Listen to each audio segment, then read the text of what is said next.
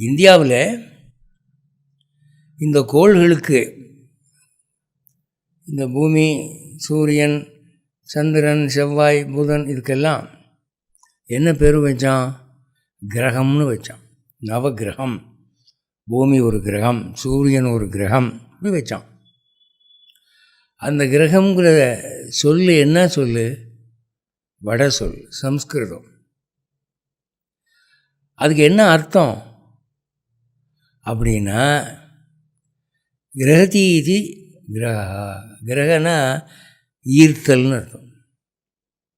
ஈர்க்கும் பண்பு உள்ள கோள் கிரகம் என்று அழைக்கப்படும். இந்த பேர் என்னைக்கு கொடுத்தான்?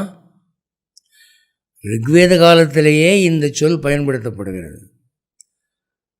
9 கோள்களுக்கு நவகிரகம்னு பேர் வச்சது என்னைக்கு? டேட் ஆஃப் நேமிங் யாருக்குமே தெரியாது.